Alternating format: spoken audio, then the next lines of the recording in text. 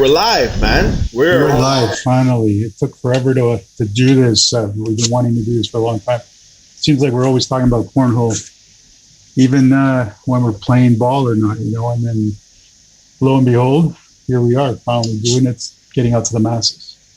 But I'm like excited and like nervous and excited and nervous, like all in like it's. We've been talking about this for probably I don't want to say like maybe half a year, 6 months, 4 months, something like that. At least it was last September when we were getting the itch. Yeah. Because let's backtrack a bit. How did I get into this crazy world of cornhole? It was because of you. Because of me. We were playing ball, I guess 2 years ago. It was 2018. And I think you might have mentioned it to me once, cornhole, and I didn't think twice about it, because I was just playing ball. You probably thought something else, let's be honest. When I brought up cornhole, you were probably like, what's this guy talking about? Well, if you do a Google search for cornhole, you're going to get all sorts of crazy things. So anyways, I remember clearly we were, it was in Thornhill. I remember specifically in Thornhill at Park. We finished playing. That was our undefeated season with foul balls when we went undefeated. That's right. And we were all sitting after the game having a beverage, of course. And then you walk away, you come back, and it's you going back and forth. And I'm like, what the hell is this guy doing? Nobody knew what the hell you're doing. So I walked I kind of snuck it in. I was just like, I went to my car, I brought him out. Like I didn't like you guys. I could tell. Like it was kind of like a test for me. I just wanted to see what like the vibe was going to be like. But anyways, and sure enough, I grabbed it, and to me, I've always been competitive, right? So it's like, you want me to throw this in the hole? Sure. And he's like, what the hell's going on, right? And then I can blame it on the beer or whatever, but right from that start, I was hooked. And then the weeks that follow, it was all about cornhole. The game was a side piece. Like baseball was like just something we had to get over and through. Yeah, and I swear to God, I was thinking in my head, okay, I hope Seth comes. I hope he brings his boards. and they were the little boards too. They're only like 3 footers or whatever, right? Yeah. I don't even think we were doing distance, and we had those blue and red bags or whatever they were, right? And I remember I was throwing the bags like this, just walking in, because coming from a pitching perspective, right? I walk and pitch. You and I were both pitchers, right? So yeah, ever since then, and then I started Googling around for cornhole, and I found a bunch of guys at a KW, and they took me in. I started playing there religiously. Every Monday night I went to their tournaments, and it was fantastic. And then, bam, COVID hits. You and I were ready to go down to Ohio for that big tournament, and everything got put on hold. So that's where we're at now, and now we get to talk about this, right? Because it's starting to grow. Yeah, more. I mean, it's to me like just kind of hearing your like. I mean, obviously I knew your story, but like kind of hearing it now, it almost like kind of reminds, because like when I got introduced to it, so basically those boards that I brought, my wife actually bought them for me as a gift because we bought a new house and we had a pool, and so she's like, it'd be a kind of a fun thing to have in the backyard, because it's an awesome backyard game, and that's what I've always known. I mean, I called it beanbag toss. I never played cornhole, right? Right. And so as soon as, and I think it's because we're pitchers and slow pitch, it's just, I was like, as soon as I seen those boards, I came down, I was like, oh my God, I'm all in. Like, I love it. Because like, they were a nice set of boards. It's, made out of wood. Not anything like, they're nice boards. Yeah. They were decent. And right from the beginning, and I was like, man, I couldn't wait to bring it to like the baseball guy. I just wanted to bring it and just like see, and just, because I got hooked immediately. As soon as I started throwing, I'm like, this is like, I could see myself transitioning from like the traditional sports of like playing ball hockey my whole life and then playing baseball, but like that's so taxing on your body, to like something like this where you could do with a beer in your hand, and I just seen it right from the beginning, like this is huge. And then so from that day when I brought it to you guys, it was really, I wanted to see the reaction that you guys had, because obviously like a lot of the guys on our team, they didn't even know what the hell, they never heard of it, never seen it. But as soon as we just started, I didn't even say anything. We just started tossing the bags. I almost seen everybody got hooked on it. Like everybody Right. wanted to keep on throwing and keep on what is it? They wanted to like expand it and grow and learn and like do it, right? So For sure. Yeah. from that day I was like I just like, man, there's something here. And for me personally, that was where like my kind of story began too, where I'm like, you know what, I want to try to do something kind of at a bigger scale, kind of being Right. in sports my whole life, like start like leagues. And we did that. Try to get games out there and really try to expose the game across Canada now. Right. Just trying to do my part and our part to just, make it something accessible for everybody to play Absolutely. and have fun with it. So yeah, so it's kind of fun to like be able to like do this now with you. It's like we're starting again from like that beginning part where now Yep. we're gonna just talk cornhole, man. We want to just We're just gonna do whatever. it because I think we're at least myself. I'm at a point where I've been slowly transitioning away from baseball because baseball was a huge part of my life and my family's life because my son played competitively, and every summer it was about where are we traveling this year because he was on a travel team. And ever since he retired, even though he was a young kid, retired from baseball, which was, only it's going to be 4 years now. It's like, what are we going to do this summer? So I started staying involved in baseball. I was coaching the girls' national team and boys' elite teams and whatnot, and playing as well. I was playing Fridays, Tuesdays, and Sundays. And you introduced me to this crazy game called cornhole, and now I'm slowly transitioning away from baseball. Now I'm still involved at a different level, umpiring and stuff, but at least I'm not as committed because for whatever reason, this freaking cornhole is driving me crazy. It's driving me crazy, and even my kids last year, they got me, those little desk sets Yeah. of cornhole, and yeah, it's going crazy. And I know that we're nowhere near where the U.S. is because it seems like when some Americans are born, they're born with a freaking beanbag in their hand, right? And I've heard stories of some of the guys from KW where they've gone to the States and they've had more exposure to that higher level. The way they throw is just nowhere near, but it is in Canada. Just to be clear, the cornhole is here. It's just not at the level where it is in the States. Where I've spoken to you every weekend.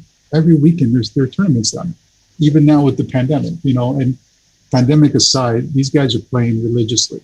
So. And one day maybe we'll get there.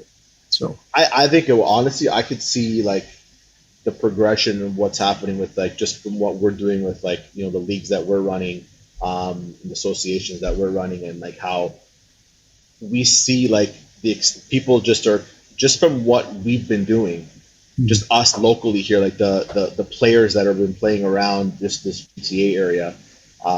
You can tell there's something happening, and like COVID, I think really slowed things down, obviously, but I think there's going to be a big round once things open up. I think you're going to see kind of an explosion of, I hope, with cornhole, and it starts with us. Like it's gonna be us. Like we're like really the pioneers. Not saying me and you, like us collectively, the players right now, and we're gonna have some guys come on today. We're gonna and talk a little cornhole, but it's us, the players right now. This core, what are we like?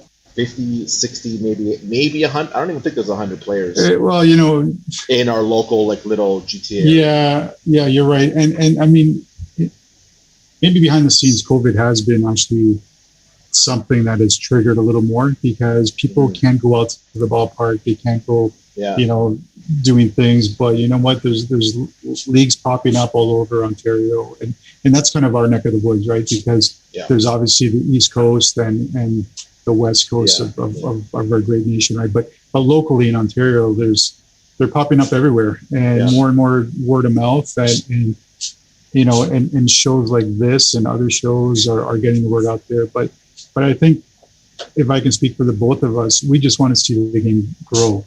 We don't 100%. care 100%. what affiliation you're with. We don't care where you're playing. We don't care what level of play.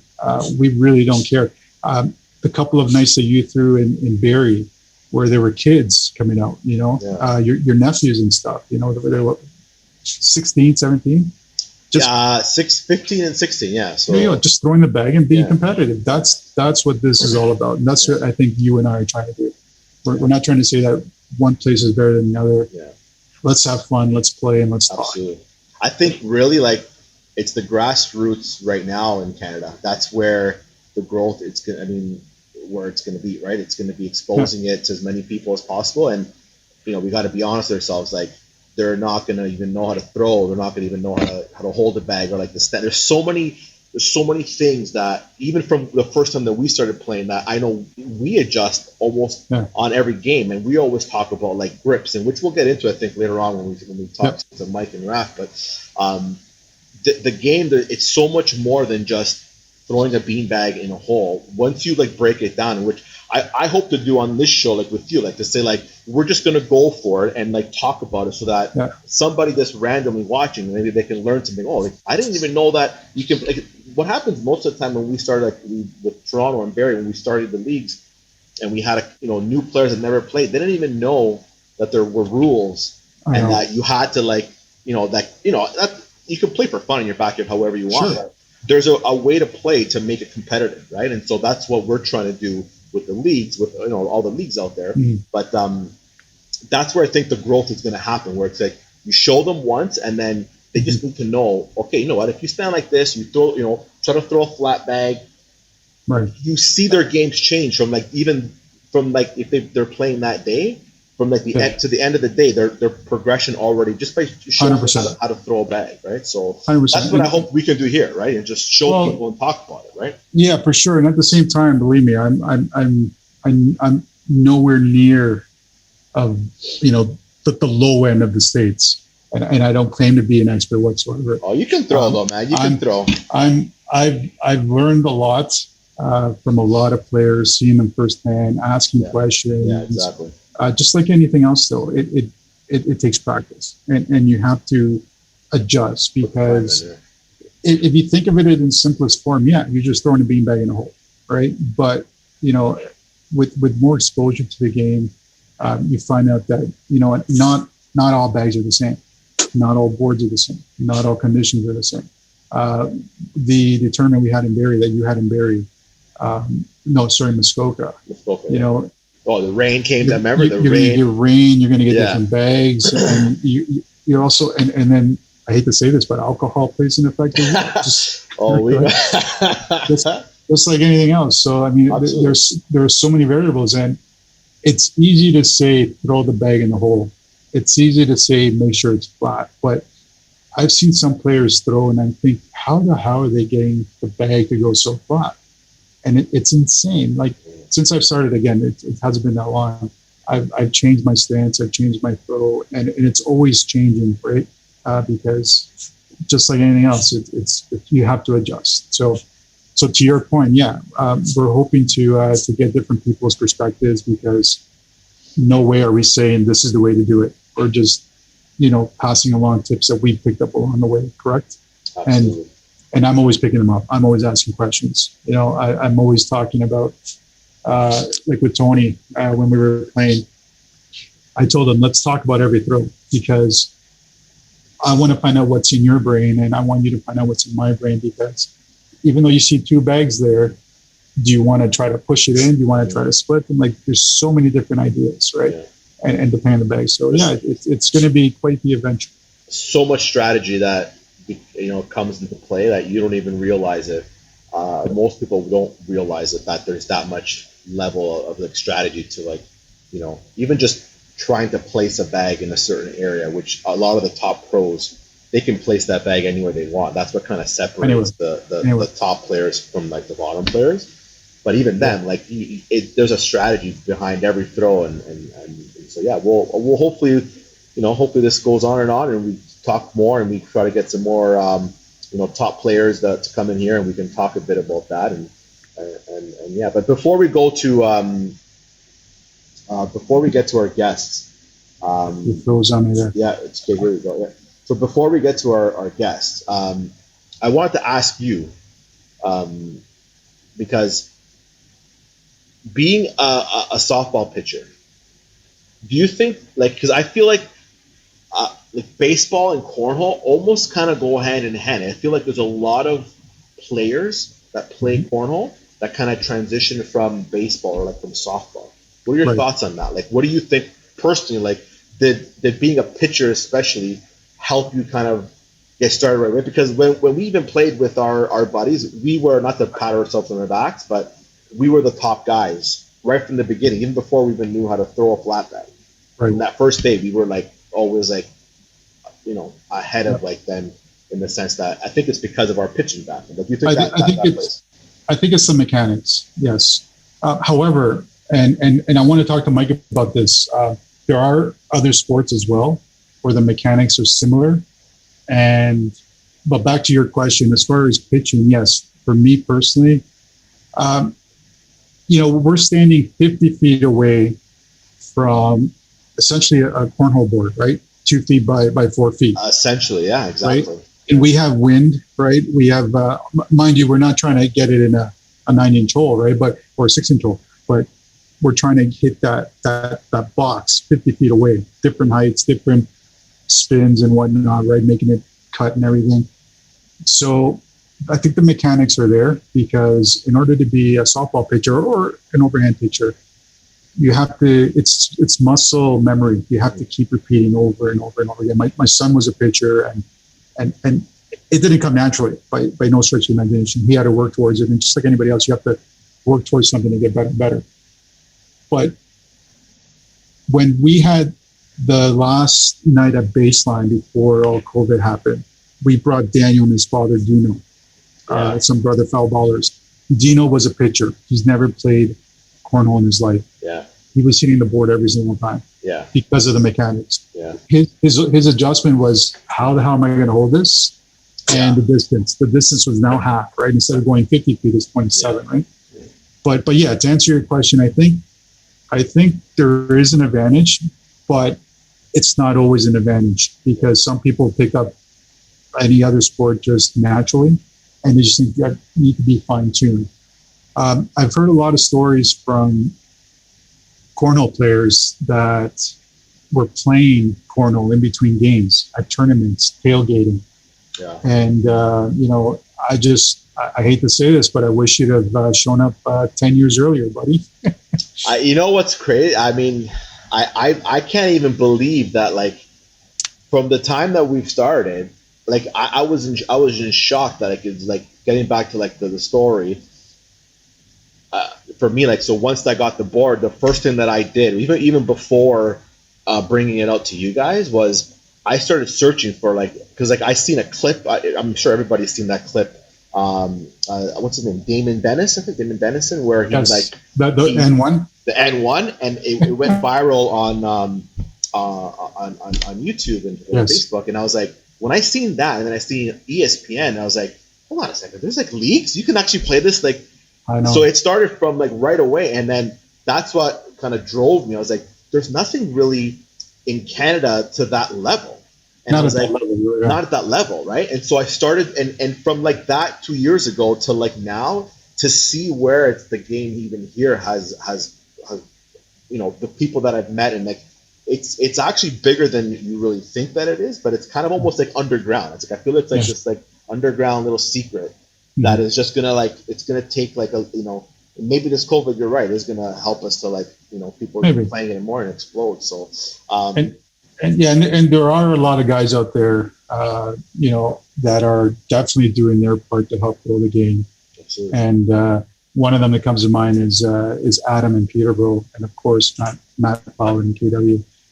Peterborough, I spoke to Adam and I give him kudos as well, because I remember Peterborough was having weekly nights with like 40, 50, 60 people, which is fantastic. Yeah, it's awesome. And in KW, of course, that was, I consider that my home league, because I was going there every single weekend, right? Or every single Monday night at the Edelweiss Tavern. And it is here, like you said, and I think we're at that tipping point, I think so. and now with this virtual tournament that came up a couple of weeks ago, we have a lot of players from Newfoundland as well, which is fantastic, and they're coming out of the woodwork. And I know you had some big plans to do like a brewery tour, hit up all the breweries and stuff because everybody plays cornhole, right? Yeah. And we literally had that lined up, ready to go, and then COVID just killed it, right? Because it's like you can't, it's not gonna happen. Right? I know it put a damper on a lot of things, but you know what? We got to stay positive, and I think you and I just want to put the word out there to I just want to play talk a little bit more. Your old saying, I just want to play. Oh, you're wearing that? Yes. That's my motto. Yeah, that's my motto. I just want to play. And I remember I would always text you a picture of someplace that I'm at, and you would text me, how many boards do you think we can line up here? Yeah, how many lanes can we fit in this? How many lanes? Yeah. And again, I don't care if I hit the board or don't get in the hole. Who cares? Just have fun. Yeah. But yeah, so I'm looking forward to this. Working with you and having people on here that just want to play. Doesn't matter their skill level. Absolutely. And we'll see what happens. Sounds good. Well, in that, why don't we see if we can get our guests on the line? So we'll take a 5-second break here, and we'll get them on, and we'll see you guys on the other side with our guests. Sounds good. All right, boys. Welcome to our first inaugural ever podcast. We are the Northern Baggers. We're going to primarily, I'll let Seb do the intro. Go ahead, Seb. Do your thing. Yeah, so welcome on the show, and thanks for coming on. And me and George are looking to just have, basically what we do every day is literally we call each other and we're like, hey, how do you throw? Like when you threw that bag the other day, like what did you do? And coming from a baseball background as well, we constantly are like, sharing like tips, like, hey, this stance, that stance, like how does the baseball grip, translate to like cornhole and all that stuff. And so literally we're like, we got to make a podcast. Like we have a podcast almost every day. And so that's why we thought, let's do it. And we thought you guys would be the perfect first two to come on. And so maybe, George, you can kind of have them start kind of your story, like what brought you into cornhole or how you got started in cornhole. And then we'll just kind of move along from there, and we'll start. Maybe we'll talk a bit about grips, and maybe we'll talk a bit about baseball and how that translates into cornhole. Yeah, no, that's exactly what we want. As I was discussing with Seb before, my introduction was on the baseball diamond. Like I was saying real briefly, Seb pulled away from our drinking. He comes back with a couple boards, starts throwing. I'm like, what the hell is this? And I was hooked, just like that. And Raf, you see me when I get passionate, right? And I started showing up to your shop. It was about 10 years ago with baseball. And you know how passionate I was. And now this is my life now. And Mike, I met you up in Barrie. It was that quick tournament that Seb had outside at that bar. I forget the name of that bar. Do you remember what it was? West Wing Bar. West Wing Bar, yeah. West Wing Bar, that's right. Yeah, you showed up and we just started throwing bags and drinking beer. So yeah, we just want to talk about that. So why don't we start with Mike? Tell us a little bit about your background and how you fell into the game of cornhole. I guess my start would have been, unfortunately, I became a Browns fan 18 years ago, and going to Tate's, we just started hanging out with other groups every time I went down and saw these guys throwing these bean bags at a board, and fuck, that looks easy. Let's get into this, right? And grabbed my first four, and I don't think I hit the board once. And I was like, I got to beat this game. I got to win it. And I think it took 4 years going back, and then finally I won a tournament there, and that was it. Just came home like, let's find some plans, let's build some boards, and let's do this. Let's go. So you won a tournament in the States? Yeah. So we won. Wow. It was just a tailgate tournament, right? Right. I think the Browns were playing the Ravens that week. They lost, of course, but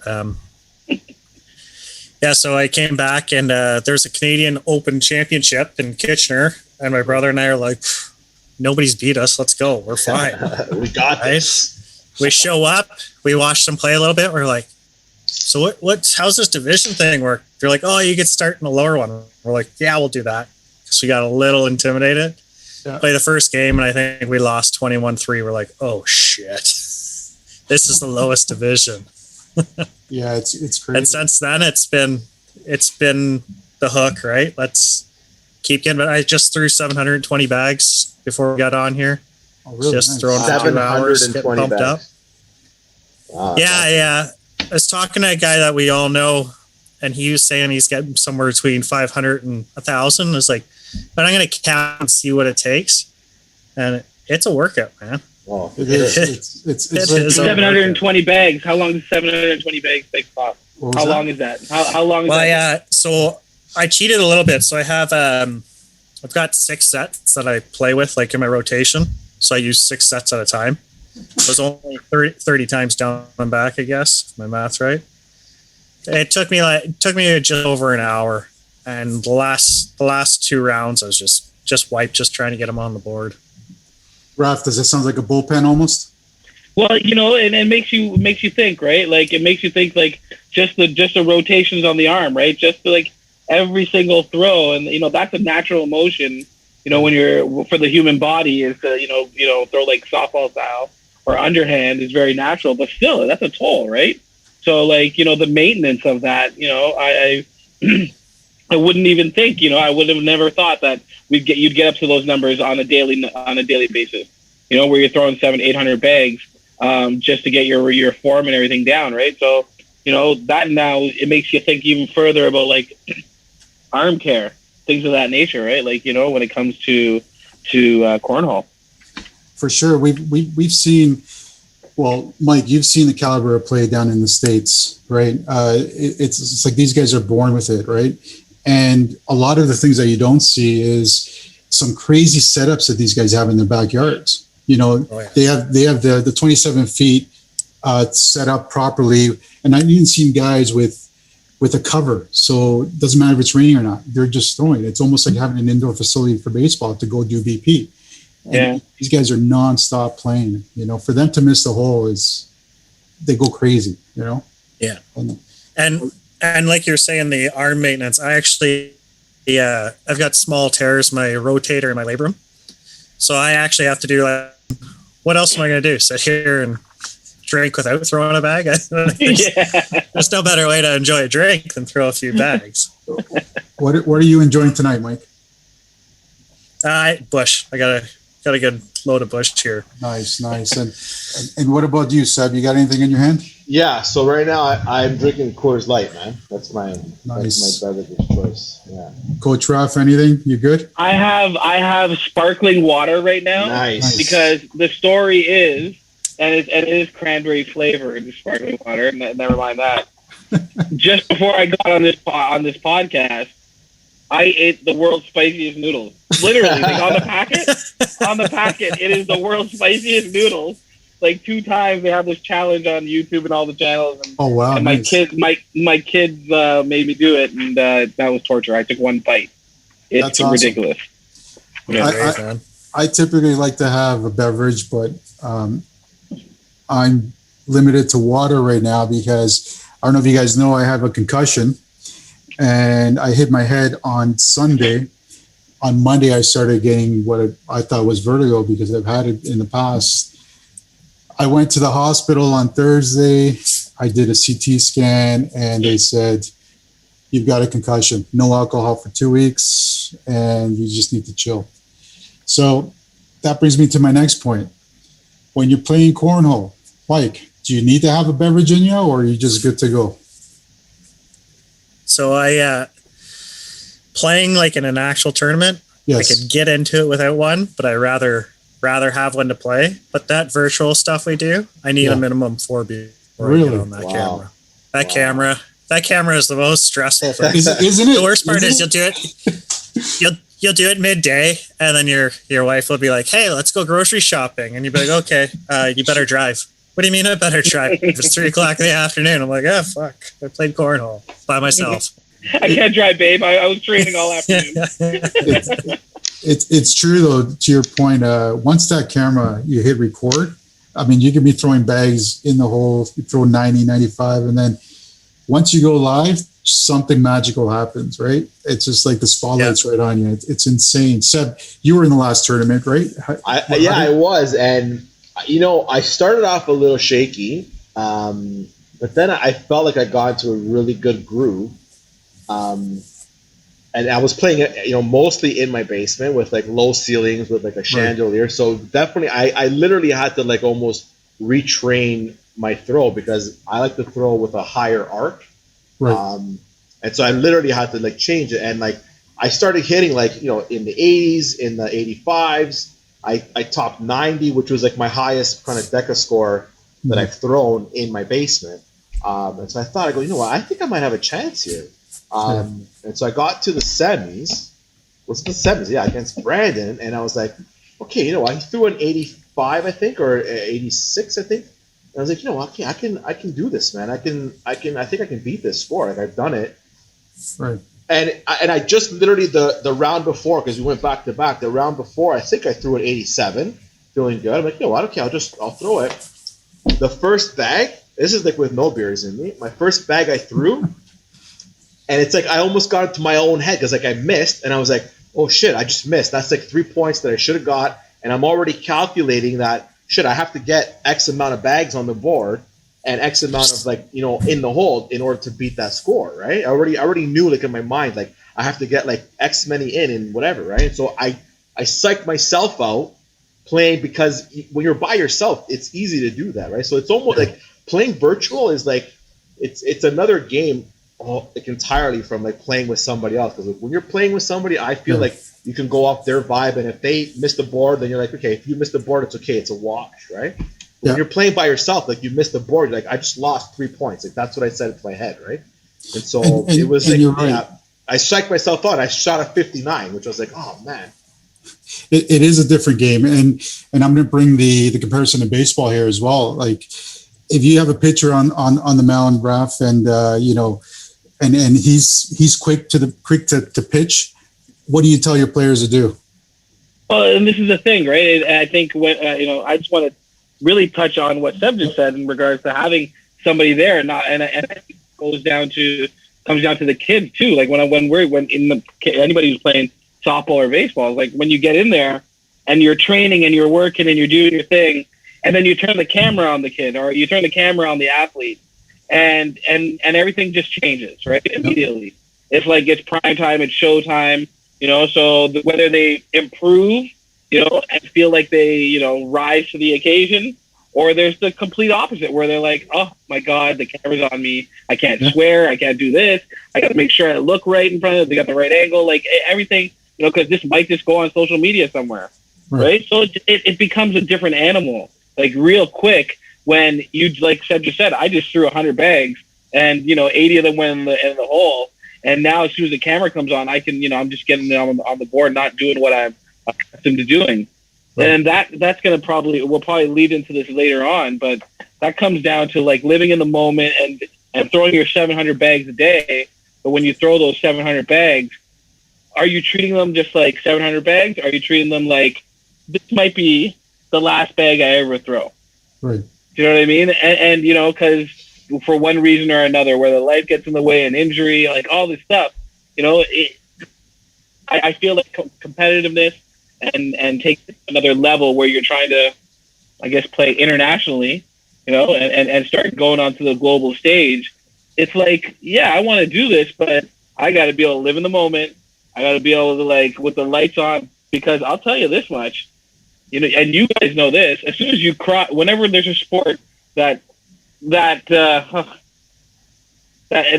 there's a sport that the United States is participating in and they cherish it, right? There's somebody who's throwing 1,700 bags a day over there, right? So, like, how do you now compete with that? How do you now be able to stand next to the guy who's throwing 2,000 bags a day when you feel like you're everything? And like I was that kid. I went out and I took at minimum of 200 swings every day of my when I was a youngster, easily 200. And then you go to the States, you hear about kids who are taking 1,000 swings a day. Right. You're like, what? That's ridiculous.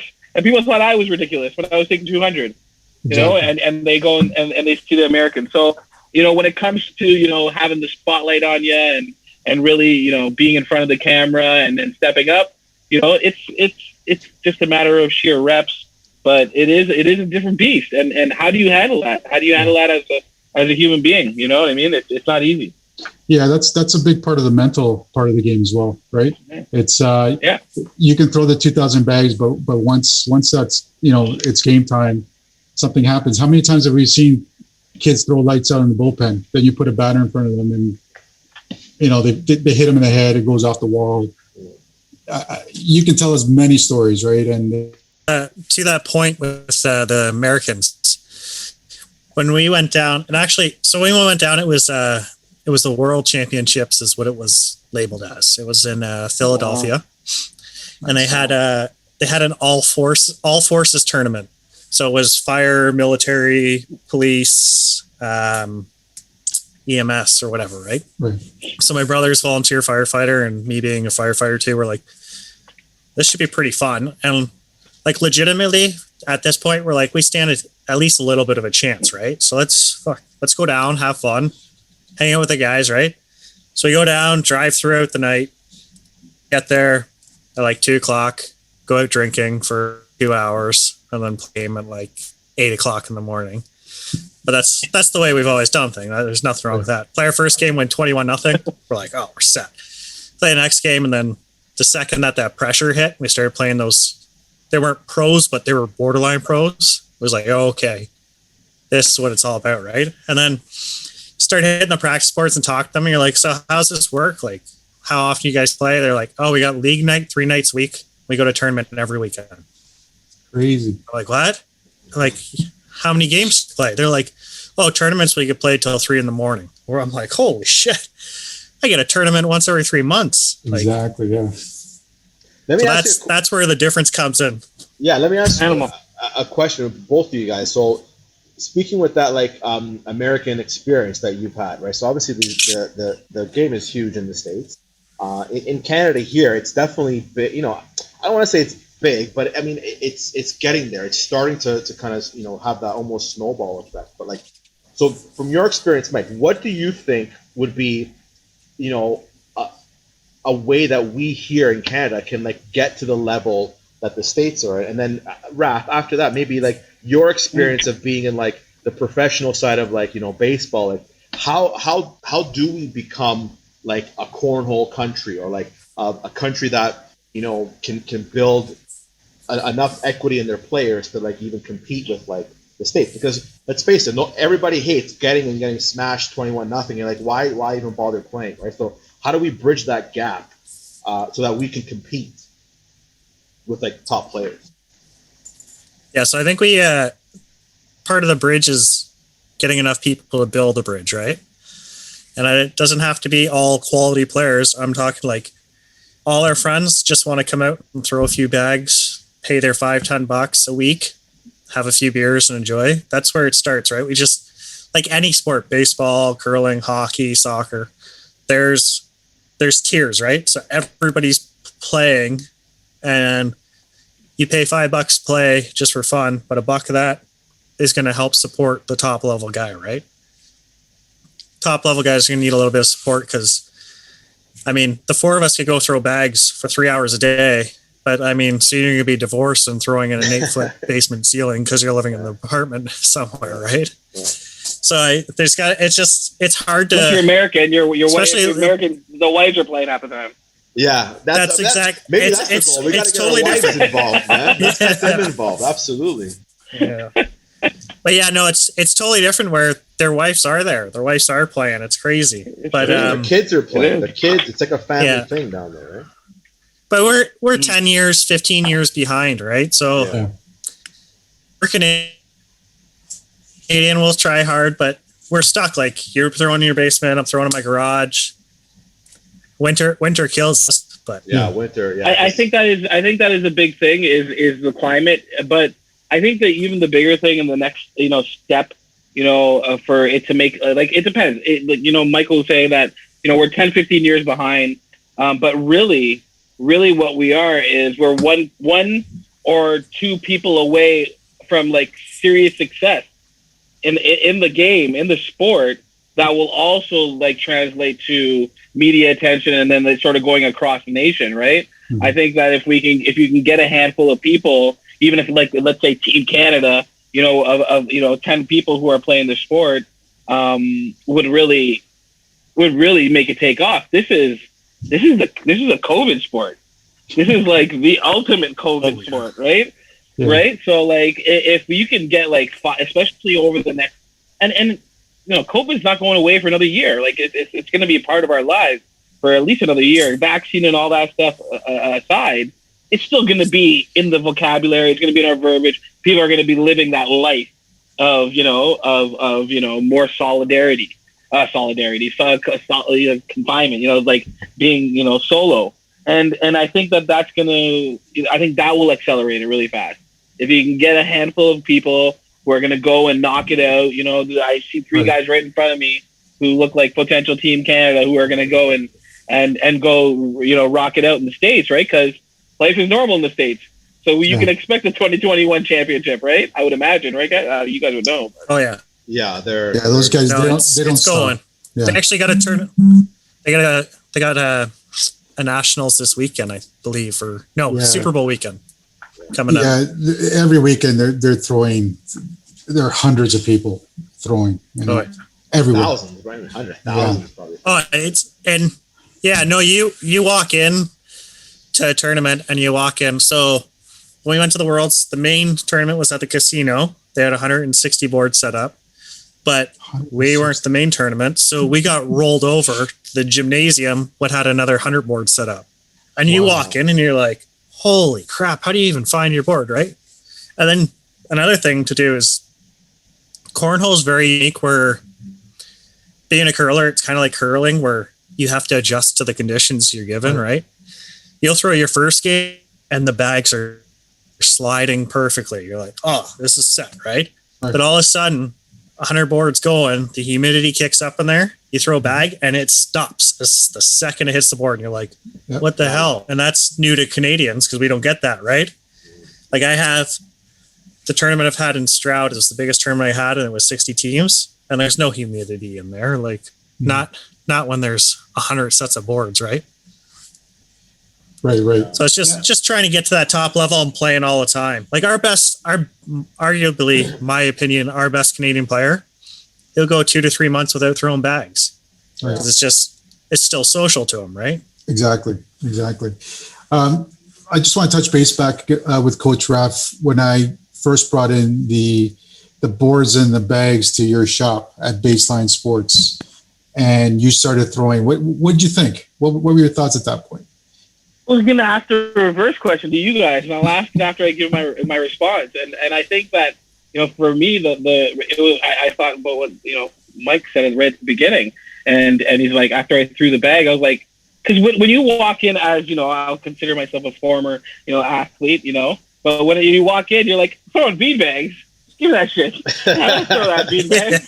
No problem. I'm gonna get it. And the first bag I threw, I'm sure I yelled out, and George could probably confirm this. I threw it, and I was like, cornhole. And I looked at it, and I probably turned away and walked away from it. And I was like, yeah, it didn't even hit the board.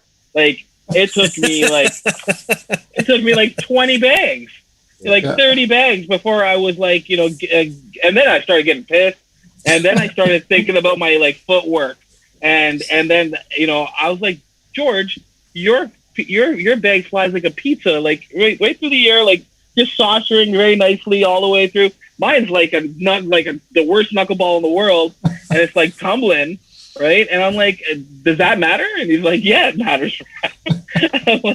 I'm like, I guess so, right? So as he's taking bag after bag, so I immediately thought, man, this is a game that's should explode.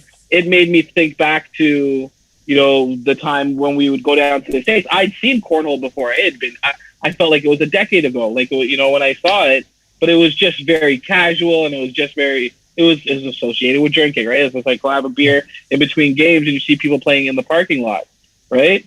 And I love the game. I think that it's going to take off. As you mentioned, I was like, I coach overseas. I would love to bring that game over there. I think it would take off over there, because, they mentioned it being part of the Olympics. George was telling me and stuff. So I was like, this is a perfect Olympic sport. Absolutely. Yeah. George, before. Go ahead. So getting because both we've got kind of two unique perspectives as well here. So Mike, you're a curler, and Raf, you're baseball. Do you think, because me and George had this conversation, like, because when we first started playing with like our baseball friends, like me and George kind of had, I don't want to say we had a step up, but being like a softball pitcher, we kind of already had, I guess, a mechanic that lended itself. But thinking about curling and baseball, even like pitching or like that, do you think like we could take from those two sports and like work on like mechanics that can like easily translate from like a curler to a cornholer, or like a baseball pitcher, or like a batter? Like, could you take some same similarities or like same techniques you think can transfer over? And I'll jump in first, Mike. I think that, and mine will be a very brief answer. I think the one thing that you take away both from curling, now that you mentioned curling, and I think curling and slow pitch both have the same thing, and that is a consistent release point. Absolutely. The release point is huge. That's exactly right. You couldn't have said it better. Right? Yeah, You have to be very high level, living in a funnel of, probably an inch of adjustment in your hand, when, so that is an elite thing. Sorry, Mike, go ahead. No, that I agree with you 100%. So the one perspective from curling that plays into is curling's a strategy sport. So it comes in and you change your game based on your opponent a lot of the times. But I know, like George and Seb, we've played against the same opponents. You play against someone who's lights out that could hit the hole every time. You've got to play a different game, right? Because you're a 2.6 out of 4 in the hole. He's a 3.4. You can't play that same game. So you got to play it, change it up, right? But yeah, like Raf said, like curling's that direct same thing over and over again. And I've played, like, I wish I could play more baseball, but I can't throw overhand anymore. But could catch first base. I just hate the balls coming in at me so fast all the time. I'd rather play the field. But that's what I also relate to. Yeah, I also related to soccer, like a penalty kick, like just you versus where you want to put that bag. You put that ball exactly there. No one's stopping it. You put that bag exactly there. It's going in the hole, right? Yeah. It's just that mindset. Like, all right, I step my left foot forward or my right foot forward, whatever you do, bring that left knee in a little bit, grab the grip exactly the way you want it, and just put it in there, right? And it's crazy how you miss one and you're like, shit, have I been doing this right the last 10,000 bags I threw? It's crazy.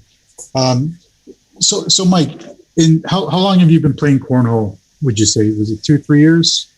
Yeah, so I've been, first tournament I went to was probably 2 years ago, if not 3 years ago. But we've been playing for like 5 years. I think my dad built a set of boards for my birthday one year. Nice.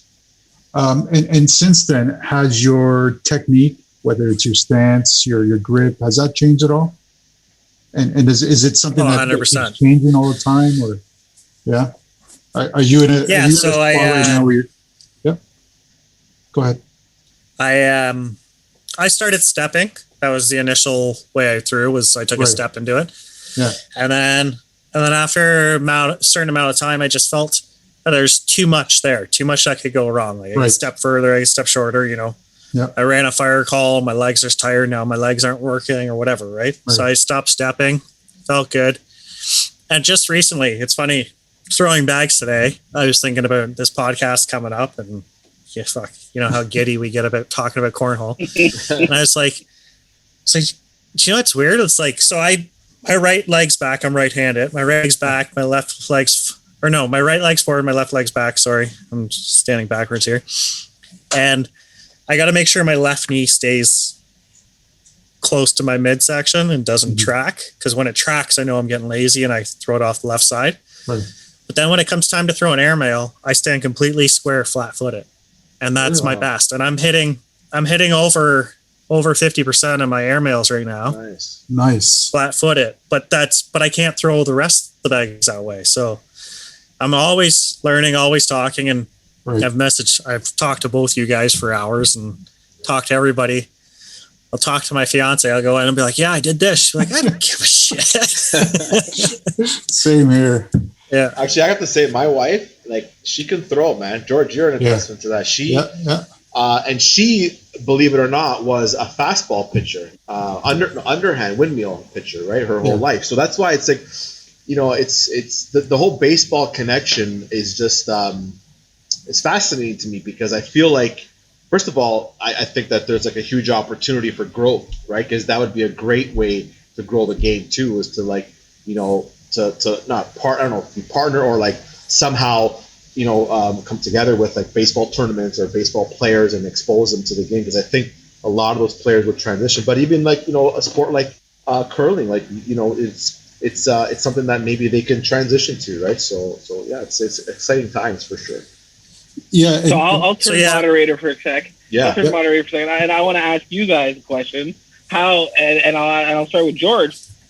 How did you just like head over heels fall over for this game, and why? Like, why? I know you pitched in slow pitch, but why? Like you went from like I'm done slow pitch, like I'm done. Yeah. I'm done. I got Sorry, that was cornhole my now, fault. Raf. My fault. Sorry, man. But how did that happen?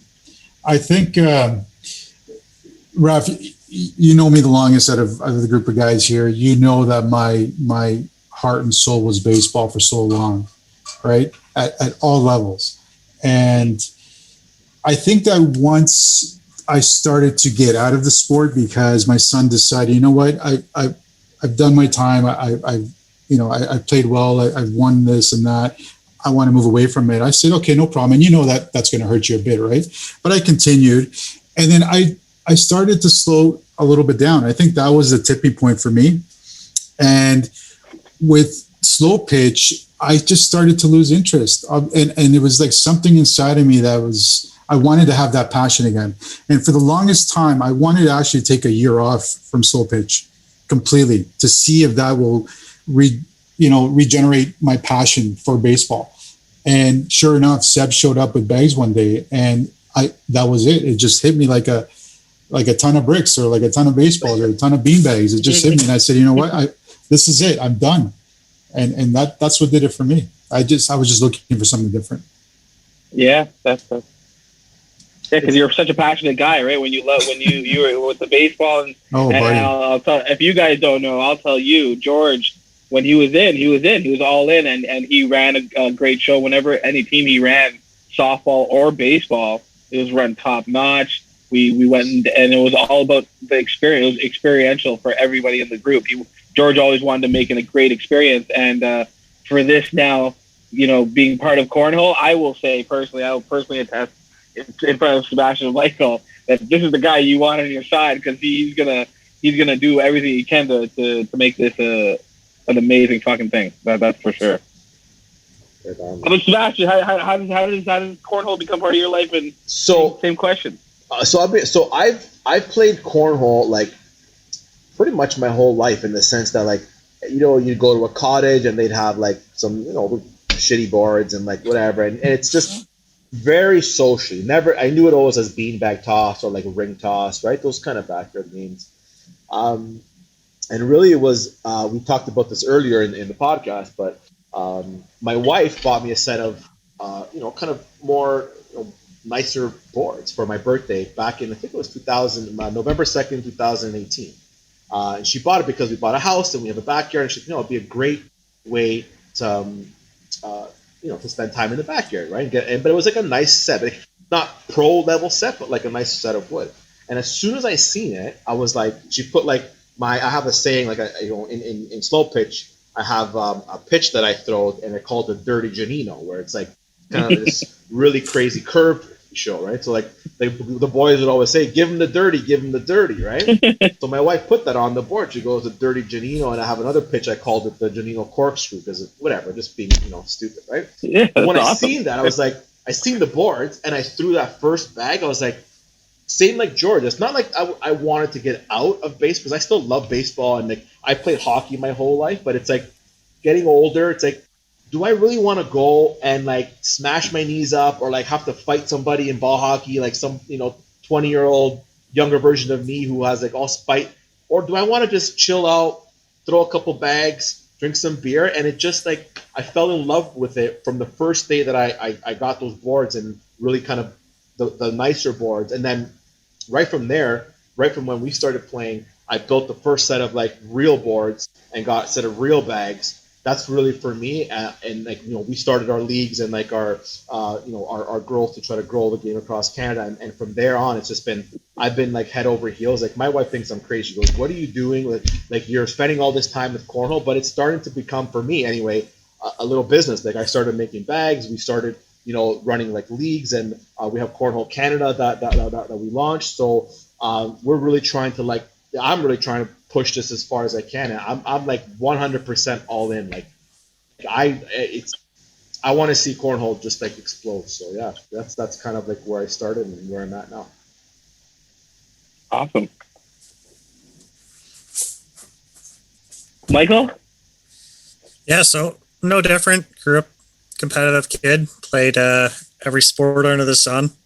I finished college soccer and walked on to a fire department job. So I played fire hockey. Was playing competitive soccer. Still playing ball hockey. Flirting with the nationals every year.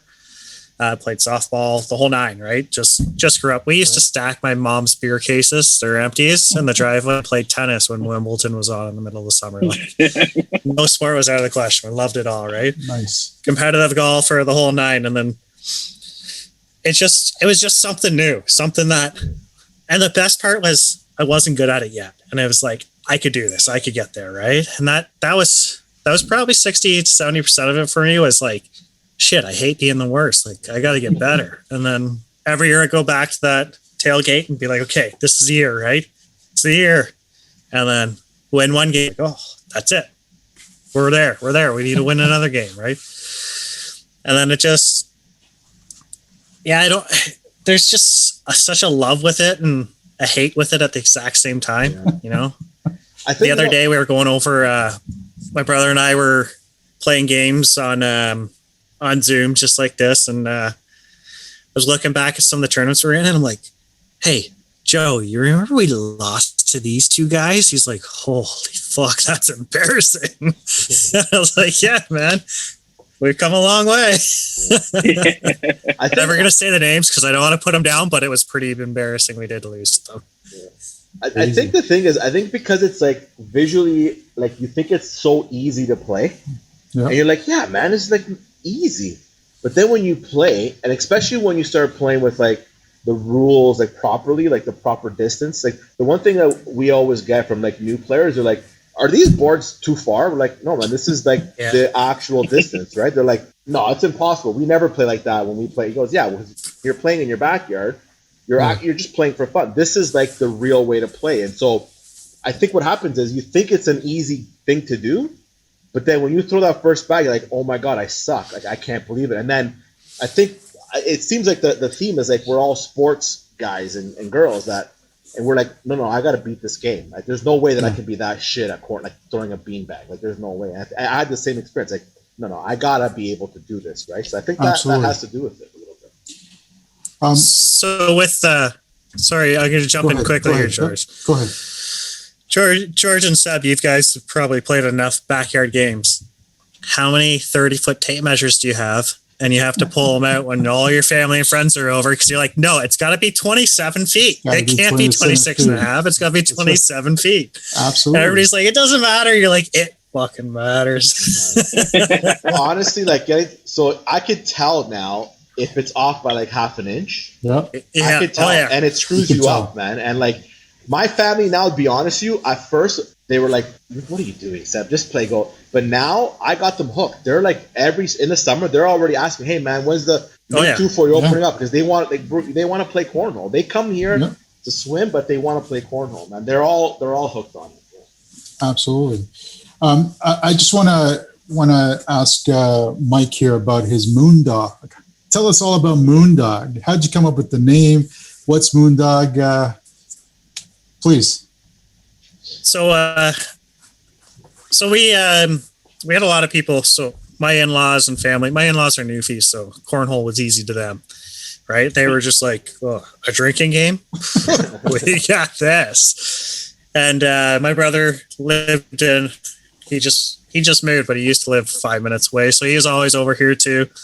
And they always thought it was funny, like, all right, let's beat them. And we'd lose 1 out of 100 games that day, but we'll never not hear about that one game. We always, right? So my brother and I were building boards for people and stuff. And we're like, you know what? Let's throw a name on it, because we've thrown 20 sets of boards out the door. Let's start doing something proper, right? And flirted with names and stuff. And I watched this stupid, nobody's ever probably seen it. It's this Conahey movie where his name's Moondog in it. And he's a complete wreck, but he's him, and he's just whatever he wants to be. It doesn't matter what anybody thinks. I'm like, that's perfect. Like, I like that, right? So I looked into the name more, and there's this composer in the States. He's since passed, but he was blind and deaf, and he was one of the best composers ever, but would never sign with an agency or anything, because he was exactly like McConaughey's character, where he was just his own, went by his own beat and did his own thing. And I'm like, that's us, man. That's what we want to do. We just want to, like, it started out like, let's get together, build boards for people, have a few beers, throw the TV on, watch whatever sport's on. All right. Now we got 12 orders out. I got 2 that I got to get out behind me. I got 12 orders out for Christmas, and I've got 20 orders in for when we're opening the shop back up in March. So is it primarily boards only? Is that all it is? Yeah. It's boards, and we're gonna start doing a few like small events. Right. It won't be like the cash payout events. It'll be more like the pay $5 and we'll draw 3 names to take home the prize events. But nice. Well, you let us know. Slowly, no, you guys will definitely. I need guys that have experience, because people latch onto that. But yeah, no, it's more of a. It's boards, but it's also kind of a mentality and group, right? Like, I got a few buddies who are like, oh yeah, we're Moondog Cornhole guys, because you like to show up and throw the party, right? I'm like, yeah, nice. That's what we want. So if somebody wants to contact you for boards, what's the best way to get a hold of you? The best way is to look up Moondog Cornhole on Instagram or Twitter or Facebook, but Instagram's probably the best. Nice. And we're still cash right now until March, so get your orders in.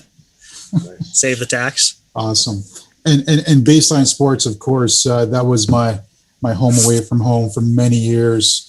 And with COVID, always forever, George. Oh, I appreciate that, Raf. And with COVID and cornhole, it's become my second home yet once again, because you've been gracious to open up the doors. We spoke about having a tournament back in November when things were starting to look better.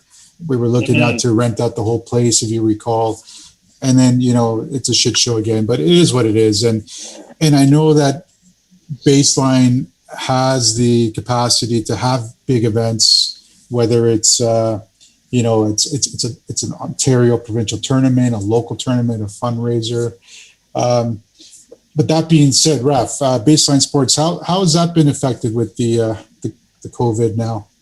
It's been tough. This is both lockdowns, the previous lockdown in March, and now us being locked down again.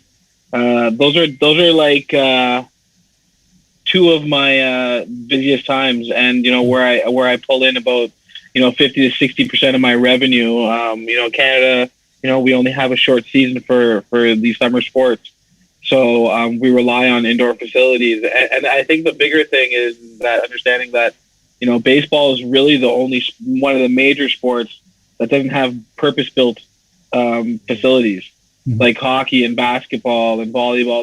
They're all contained within the school, where if you look at every baseball facility, it's generally in a factory of some sort or some kind of industrial building, right, that had to be converted. So, we don't get the same luxuries as everybody else in regards to, that sort of understanding. The Chesswood Hockey Arena doesn't get treated the same as Baseline Sports, right? It gets, much more help and funding. But, right. Yeah, it's been a tough go, but I'll say this more than anything, trying to keep a positive outlook on this whole situation, see what we can do. I got to learn more about cornhole and be a part of that. I think that, I was able to pivot and look at some other opportunities in this world, and it leads to those things that we were talking about earlier about doing cornhole in Bangladesh, and all those things sort of probably wouldn't have happened if I was doing day-to-day stuff. So there has been a slight blessing in all this, and being able to look at and look at the business and reconnect, and us getting together is hard enough on its own. Like even just getting on a call, I think those kind of things really helped out this past year, and helped everybody to be a little bit more innovative and go after their passion and what they really love a little bit more than any other year. I'm happy to hear that all of you guys are involved. Michael has his Moondog thing going. See, Sebastian wants to start stuff. You guys are all like, not. I'll guess maybe I'm the youngest guy here, but we're probably close. I feel like Michael's younger than me, but I don't know, maybe not.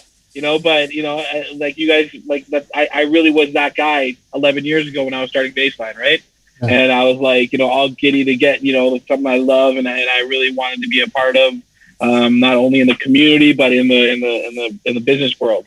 I tried to blend sport and something you love with a business, and then I'll just give all of you guys who are trying to really take it to the next level is don't forget why you started.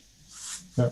That's the thing I will say to everybody. I'm 11 years in now, and for a good while there I was running a business, and I forgot that why did I start doing this in the first place? Do you know what I mean? And I had to really check myself and then check what was going on with my business. That's what the pandemic helped me do. I'll be honest. It allowed me to stop and go and recharge myself, look at the people that I was surrounding myself with the right people. Right. And, unfortunately, it led to changes, but unfortunately for them, not unfortunately for me, it was good for me because I found all the leaks in my building, you know what I mean? So that's one thing I'll say to all you guys is that, I'm first and foremost, I love what you guys are doing. I want to be a part of it. I told George this many a time. I would love for, my spot to be like a cornhole haven, and starting with, 8-9-year-olds throwing bags, right?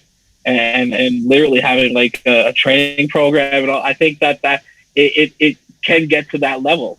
Do you know what I mean? I truly believe it. And I think in the States it has. Look, cheerleading's like huge, right? Like when they take every activity and they make it competitive, right? So in Canada, we're by nature, as a nation, they say that we're not very competitive. But when you get down to the heart and soul of it, we're extremely competitive, and we hate fucking losing to anybody. And especially because people think of that of us, right? That they think that generally we're going to be a rollover. That pisses us off even more.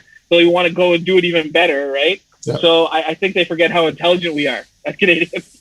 Absolutely, man. Yeah, hockey might be our sport, but it's just because it happened. But like the whole hockey mentality, you take a hit and you get back up. Like my grandfather, and I mean, you guys aren't probably that far away from immigration to Canada either. He went through a fucking lot to get here. And if I got to fight a little bit to win a hockey game or a cornhole game, that's nothing compared to what he had to do. But he gave that in competitive kind of drive, right? Like, awesome. You're right. When I set up the shop, that's something I'm moving soon, and I'm gonna have a new shop, but I'm gonna set that up. Like, don't forget why you started this. That's just that's like words to live by. Share the love, dude. I mean, the whole reason I started building boards was just my brother and I were like, we need to do something productive when we hang out. That's what I'll do. That's awesome. They're gorgeous, by the way. Yeah. So, I mean, it's fantastic. And I wanted to thank both of you guys again. And I know Seb, you want to say a few words? Yeah, I just, thanks for being on the inaugural show. So if this becomes successful, which I think it is, I'm going to say it's because of us four right now being on the first one. It takes it. You just got to do it. Like if you build it, they will come. And so I'm happy. It was actually really good conversation. I feel like we went through like a lot of cool different things and kind of marrying different sports. And so thanks for being on, and we look forward to doing more of this and having you guys on again for sure. And before we go away, it's baselinesports.ca. Yep. Hopefully soon they'll be carrying cornhole gear, right? Because you can go and get your baseball gear there, and anything you need. And yes, Moondog in the house. Moondog in the house. You know what? And back to Seb and I do this because we love the game. We don't care if it's Moondog, if it's ABC, if it's whatever. Grab a bag, throw it in the hole. Let's have fun. That's what we're all about. We can't leave this podcast 100%. yet. Hold on. The ultimate question has to be asked. All right. Go ahead. Who's the best out of you three motherfuckers? Okay, I'll go first. So I know everyone's going to think that I'm going to say I'm the best, but no. I honestly think out of the three of us, I think it's between George and Mike. Like they're really, but they're like their games are astronomically like. I mean, I don't really know Mike too much about his game, but like I've seen him throw, and like he throws a mean bag. I kick my ass. But honestly, I think it's like even between the three of us, we're all just growing steadily, consistently, better and better and better. Right? It would be a great match. It would be a good face-off for sure. So, Raf, Sebastian and I actually tied in the first international virtual tournament. Not international, sorry, Canadian virtual tournament. We both finished tied for third, or whatever you want to call it, right? Right. And George is my favorite person to play against. Not because I beat him or he beats me or whatever, but we're so similar that it feels like I'm playing against myself, and like it's just such a grind, but it's a fun grind. We talk back and forth. Anytime I go to a tournament, even online, when I pull George's name, like I'm gonna have fun at least. And I'm not gonna say I'm better or worse. I'm gonna take the political route here. You know what, man, George? You will be playing a lot. George, I will be playing it at baseline. I just want to play. Although I will say one thing: the one game that I will never ever forget, and I don't know if you remember this game or not. It was in Barrie. It was Mike and myself. The first end, he throws 12-0 against me. Do you remember that, Mike? I do. At Boston Pizza, I look at him. I'm like, okay, I got to stop drinking. Yeah, And it was, but yeah, absolutely. I have fun playing with both of you guys. Raf, I have fun playing with you as well. I have fun playing. I get. Mike, I do have one more question, but I will give you the American. Can I give you my American guy answer? Sure. Oh, you motherfuckers can't even sniff my jock. Let's go and throw some bags. That's the remember that gap we were talking about? Yeah. That confidence, right? It's like those guys. If you ask them that question, they'd be like, "Fuck you, let's go." I'll tell you. I'll show you. Yeah, it's that sort of mentality. It's crazy, and you guys you guys have experienced it. I do have one more question, and then I actually wrote down. So, and this is going to be an interesting answer from everybody with the popularity of, I guess, Cobra Kai and everything that's going on right now. You guys would be all considered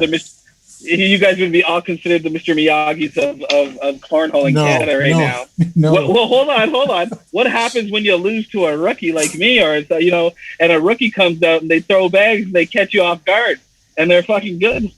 What does that do to you guys, and how do you handle that if you ever have lost to a rookie? Maybe not, but if that's ever happened. I'm gonna start. When we were in Muskoka for the tournament up there were a lot of players that have never played. They're just backyard players, and some of these players were hitting the board, hitting the hole every time, and that got me worried because you know what? I up until that tournament, I was practicing. Doing my due diligence and throwing my rounds, throwing my ends. And then I see these players who can't even hold a cornhole bag. And they're just throwing bags that Seb brought in a bucket. It's like grab 4 bags. And you know what? That gets worried. But the good thing is that it kind of grounds you. It humbles you, right? And it makes you elevate your game by focusing more and trying harder. But you know what? If you lose against them, then you know what? Kudos. You don't put yourself down. You just pick yourself up and move on to the next game. That's myself. So I'll go next. So for me, I don't express it while I'm playing, but it pisses me off. Like I'm like, I can't lose. Come on. It hits me so I'm like, I can throw better than that. And it actually it same kind of thing. It kind of grounds you because what happens, especially like, most of I play with my family and like, I pretty much beat them all the time, right? But then there's like the one game if you have like that off game and then they beat you legitimately because you just threw bad. It's like it kind of like it's almost okay. Step back, okay. Even if I'm playing like my wife, I'm like she's not beating me the second time. Like I'm winning that second game, and we're playing a rematch, 100%, because I have to get that win back. But no, like I actually like it. Sometimes like I almost not that I let them win, but like I want them to win. Like I encourage them. You know what I mean? I want them to beat me because it makes me feel like the game is growing and that the talent pool is growing. And so that's kind of where my mindset is always. Even at any tournament that I play, I try to always like make everybody at least feel an experience that they can win this game because it gives them that I want to play again. I want to play again. And so that's what I always like kind of aim to do. Oh, that's good. I hate it too. I'm not gonna lie. I'm not as bad. My partner's usually my brother. Luckily we're 2.5 years apart. We've played a lot together. When he loses, he's like, "All right, let's just go fight." And I'm like, "We can't fight. It's cornhole." He's like, "Let's just do it. Let's get it over with. We'll fucking knock him out and we'll come back." We'll win something. But yeah, he's like, "We'll win the fight." And I'm like, "Yeah, I know you'll win the fight. I'll watch." But yeah, no, like something. It's nice because like I've lost people I should never lose to, like backyard games and stuff. And you're like, "You got it, man. Come play in the next tournament, right?" Yeah. Exactly. I'm gonna drag on this answer a little like bit a longer. recruitment tool. Yeah, exactly. Yeah, it is. And I didn't throw the game. I was off, right? We threw these deck arounds. I could throw a 98 one game and throw a 68 the next game. It's just the fact that shit goes different, right? What I like to introduce is in curling, when you lose, the winning team buys you a drink. So, I mean, there you go. If you lost a cornhole game and the winner bought you a drink, it wouldn't be that bad. And you win the tournament at the end. You won $100. You bought $60 for the drinks. You still out $40. I like it. Awesome. I like it. And awesome. I mean, Seb's had a few tournaments at breweries. What better way to give back to the place that's hosting us? That's it. I like it. We're gonna have to instill that for sure. I think that's a good rule. And one of the models that the Americans have is for this game is anyone can play, anyone can win, and that's what's so great about this sport. 100%. And it's a fantastic game, and yeah, let's hope that it just keeps growing, especially here in Canada. Yeah. And if anybody's watching this that maybe just stumbled upon this and it's like, what the hell are these guys talking? What's cornhole? Just try it. Next, if you see a tournament, like hit us up or just search for it. You're going to find a bunch of leagues out there. Just try it once because I guarantee you'll get hooked 100%. Once again, Raf, Mike, we really appreciate you guys being here. And once again, go to Moondog Cornhole, baselinesports.ca. We are Northern Baggers, and we're here to help grow the game. Cheers, boys. Thank you, guys. Cheers.